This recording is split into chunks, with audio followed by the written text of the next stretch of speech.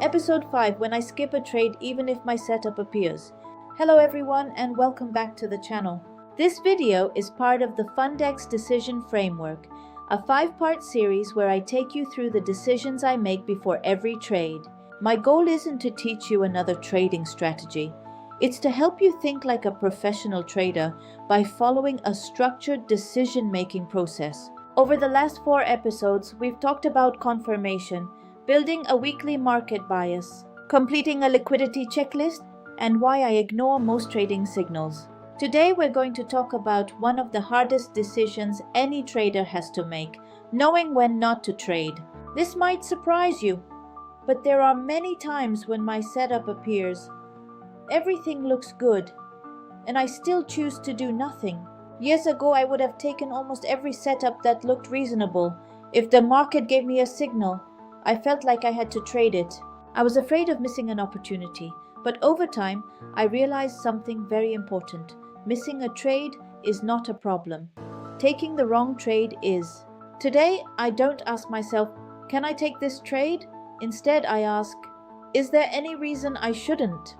That small change completely transformed my trading. Sometimes I skip a trade because the higher time frame no longer supports the idea. Sometimes I skip a trade because the market has already moved too far. Sometimes important economic news is only a few minutes away.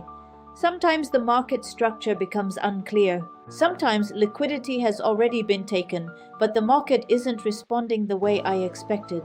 And sometimes, nothing is technically wrong with the setup. I'm simply not convinced. One of the biggest lessons trading has taught me is this. If I have to convince myself to take a trade, I probably shouldn't take it. Professional trading isn't about finding reasons to trade. It's about eliminating reasons not to trade. Another reason I sometimes stay out of the market is emotional discipline. Maybe I've already reached my trading limit for the day. Maybe I've just taken a loss. Maybe I've had several winning trades and I feel overconfident. In both situations, my emotions can influence my decision making. And when emotions take control, discipline disappears. I've learned that protecting my mindset is just as important as protecting my trading account.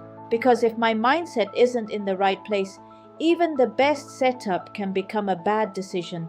One thing I often tell traders is this: the market will always be there tomorrow. There will always be another opportunity. There is never a need to force a trade today. Patience is one of the most valuable skills a trader can develop.